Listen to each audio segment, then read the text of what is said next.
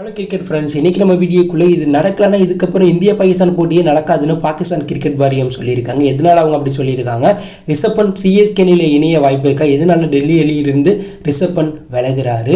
2025 champion trophy தொடரில் India பங்கேற்பாங்களா அப்படிங்கிற மேலும் பல கிரிக்கெட் அப்டேட் பற்றி தான் இந்த வீடியோவில் டீட்டெயிலாக பார்க்க போகிறோம். ஸோ வீடியோக்குள்ளே போகிறதுக்கு முன்னாடி உங்களுக்கு இந்திய அணியை பிடிக்கினா இந்த வீடியோக்கு லைக் கொடுத்துட்டு உங்களோட ஃபேவரட் கிரிக்கெட் பிளேயரை கமெண்ட்ல லீவ் பண்ணுங்கள். வாங்க வீடியோக்குள்ளே போகலாம். 2024 உலகக்கோப்பை வெற்றிக்கு பிறகு விராட் கோலி லண்டனில் இருக்கார். இந்த நிலையில் முன்னாள் இந்திய வீரர் அமித் மிஸ்ரா விராட் கோலிக்கு தலைக்கிழம் ஏறிட்டதாகவும் ரோஹித் சர்மா அப்படியே இருக்கிறதா சொல்லி பரபரப்பை கிளப்பியிருக்காரு. அவர் அளித்த இன்டர்வியூவில் ரோஹித் சர்மாவை நான் முதல்ல பார்க்கும்போது அவர் எப்படி கலகலப்பாக பேசி ஃபன்னாக என்கிட்ட பேசினாரோ அதே போல் இப்போ பார்க்கும்போது கூட இயல்பாக இருப்பார். நாங்கள் ரெண்டு பேருமே ஜாலியாக பேசுவோம், ஃபன்னாக பேசுவோம். தற்போது ரோஹித் சர்மா கிரிக்கெட்டில் உச்சத்தில் இருக்கார். அப்படி இருந்தும் அவரை முதல் நாள் பார்த்த மாதிரியே இப்பயும் இருக்கார். ஆனால் விராட் கோலி அப்படி கிடையாது. விராட் கோலி நானும் நிறையா பழகி இருக்கோம். எனக்கு 14 வயது இருக்கும்போதே விராட் கோலி என்னுடைய நண்பராக இருந்தார். அவருக்கு பீஸா நிறையா பிடிக்கும். என்கிட்ட பீஸா வேணும்னு நிறைய வாட்டி கேட்டிருக்காரு. ஆனால் இப்போ அவரை நெருங்க கூட முடியலை. அவர் உச்சத்தில் இருக்கிறதுனால அவர்கிட்ட பேசினா அவர்கிட்ட உதவிகள் எதுவும் எதிர்பார்ப்போமோ என்னமோ நினச்சிக்கிட்டு அவர் அவரை மாற்றிக்கிட்டாரு. அவராக இல்லை, அவருக்கு தலைக்கணம் ஏறிடுச்சு அப்படிங்கிற மாதிரி அமித் மிஸ்ரா ஒரு இன்டர்வியூவில் விராட் கோலி ரோஹித் சர்மாவை கம்பேர் பண்ணி சொல்லியிருக்காரு. இந்த வீடியோ தற்போது இணையத்தில் வைரல் ஆகிட்டு இருக்கு. 2024 உலகக்கோப்பை வெற்றி பெற்றதுக்கு பிறகு ஹர்திக் பாண்டியா அவருடைய சொந்த ஊரான குஜராத்துக்கு போயிருக்காரு. அங்கே மக்கள் அவரை கொண்டாடி தீர்த்திருக்காங்க. குஜராத் மக்கள் ஹர்திக் பாண்டியாவை வருங்கால கேப்டன் எனவும் உலகக்கோப்பை நாயகன் எனவும் கோஷம் போட்டு உற்சாகப்படுத்தியிருக்காங்க.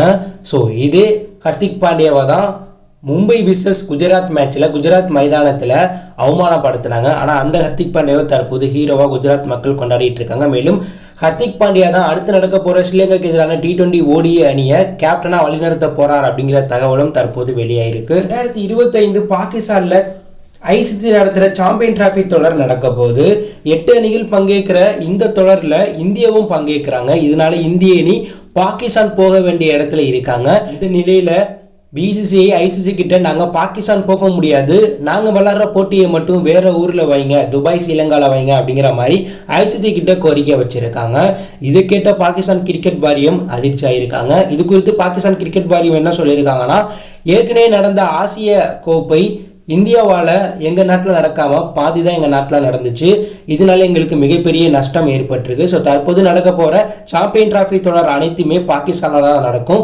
இந்தியா எங்கள் நாட்டுக்கு வரணும். அப்படி இந்தியா எங்கள் நாட்டுக்கு வரலன்னா 2026ஆம் ஆண்டு இந்தியா மற்றும் இலங்கையில் நடக்க போகிற T20 வேர்ல்டு கப்பில் பாகிஸ்தான் அணி பங்கேற்காது அப்படிங்கிற மாதிரி சொல்லி பரபரப்பை கிளப்பியிருக்காங்க. மேலும் ஒரு சில பாகிஸ்தான் அதிகாரிகள் இந்தியா மட்டும் சாம்பியன் டிராஃபி விளையாட பாகிஸ்தான் வரலனா இந்தியா பாகிஸ்தான் போட்டி இதற்கப்புறம் நடக்காது, இந்தியா கூட நாங்கள் விளையாடவே மாட்டோம், வேர்ல்டு கப்லையும் விளையாட மாட்டோம் அப்படிங்கிற மாதிரி பார்த்தீங்கன்னா சொல்லிட்டு இருக்காங்க.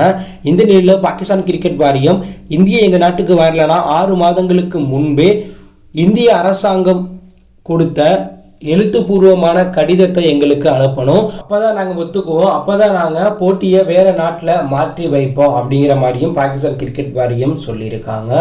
இதனால இந்திய அணி பாகிஸ்தான் போய் சாம்பியன் டிராஃபி தொடர் விளையாடாமல் இந்த தொடரிலிருந்து வெளியேற வாய்ப்புகள் அதிகமாக இருக்குது. இந்தியா வெளியேறினா ஸ்ரீலங்கா இந்த தொடரில் இந்தியாவுக்கு பதிலாக பங்கேற்க வாய்ப்புகள் அதிகமாக இருக்கிறதா பார்க்கப்படுது. இந்தியா ஒருவேளை விளையாடாமல் போனால் சாம்பியன் டிராஃபி தொடர் உப்புச்சப்பு இல்லாத ஒரு தொடராக மாறவும் ICCக்கு மிகப்பெரிய நஷ்டத்தை ஏற்படுத்தக்கூடிய ஒரு விஷயமாகவும் அது பார்க்கப்படுது. இதனால் இந்திய அணி இந்த சாம்பியன் டிராஃபி தொடரில் விளையாட வாய்ப்புகள் அதிகமாக இருக்கிறதா பார்க்கப்படுது.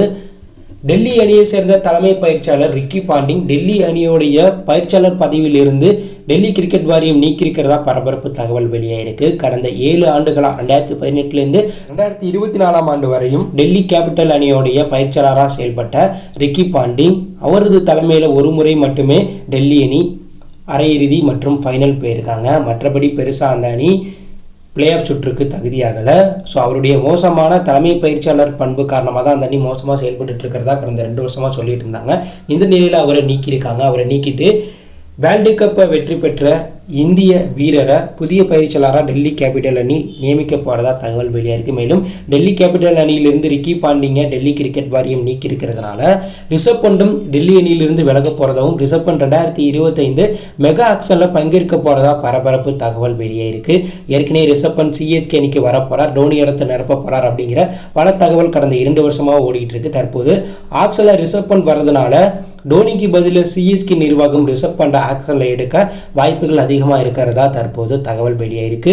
ரிஷப் பண்ட் ஒருவேளை சிஎஸ்கே அணிக்கு வந்தாலும் சிஎஸ்கேனுடைய கேப்டனாக ருத்ராஜ் கேட்வால் தான் செயல்படுவார் அப்படிங்கிற தகவல் வெளியாயிருக்கு. இதனால ரிஷப் பண்ட் ஆர்சிபி, பஞ்சாப் போன்ற அணிகளுக்கு போய் கேப்டனாக அந்த அணிக்கு விளையாட போறாரா, இல்லை சிஎஸ்கே அணிக்கு விளையாட போறாரா, ஆக்ஷனில் ரிஷப் பண்ட் பங்கேற்க போறாரா, எந்த அணி அவரை எடுப்பாங்க அப்படிங்கிறதுக்கான எதிர்பார்ப்பு எகிரி இருக்கு.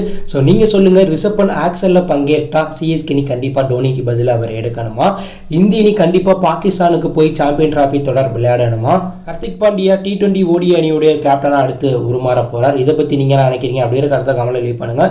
இது பிடிச்சிருந்தா லைக் பண்ணுங்க, ஷேர் பண்ணுங்க, கமெண்ட் பண்ணுங்க, மறக்காம நம்ம சேனலை சப்ஸ்கிரைப் பண்ணி ஃபாலோ பண்ணுங்க. தேங்க்யூ ஃபார் வாட்சிங்.